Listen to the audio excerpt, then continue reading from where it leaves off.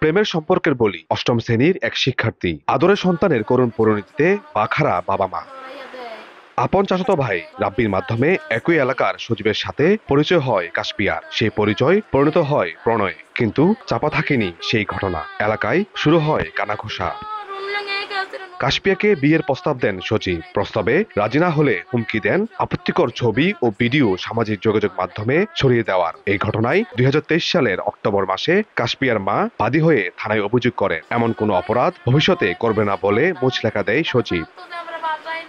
এই ঘটনার প্রায় 8 মাস পর চলতি বছরের 19শে জুন কাশপিয়ার বাড়িতে প্রায় 30-40 জন লোক নিয়ে হামলা করে রাব্বি ও সজীবের পরিবার। কাশপিয়াকে অকথ্য ভাষায় গালাগালি করে সজীবের পরিবার, পাশাপাশি আরেক চাচাতো ভাই রাসেলকে মারধরের চেষ্টা করে। 7-8 মাস আগের যে ঘটনাটা ছিল, ওই ঘটনা নিয়ে খারাপ কিছু মন্তব্য গালাগালি করার কারণে ও যাইয়ে ঘরে যাইয়া ফাঁসিটা দিচ্ছে। এই ঘটনার পর লজ্জায় নিজ বাড়িতে ফাঁসিতে ঝুলে আত্মহত্যা করেন কাশপিয়া। নিহতের পরিবারের দাবি, কাশপিয়াকে আত্মহত্যা করতে বাধ্য করেছে তার আপন চাচাতো ভাই রাব্বি এবং কথিত প্রেমিক সজীবের পরিবার। অনেক গালাগালি করছে, যে গালাগালি আমার মেয়ে সহ্য করতে পারছে না।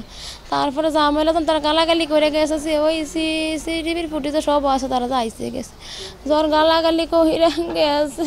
তো আমার মেয়ে সহ্য করতে না পাইরা না, আমি আইয়া দেখি ঘরের চারিদিক দিয়া দরজাটি খিলিয়া আমি কি দেখে তো ভয় পাইয়া গেছি। ভাবছি আমার মেয়ে ঘুমাইছে, ধাক্কায় যখন দেখিতে খুলতে পারে না, তখন আমি ভয় পেয়ে লাইছি। এরপরে আমি কইছি তোমরা হেদিক দিয়ে যাই চাও, আমার মেয়ে ধাক্কা দাও।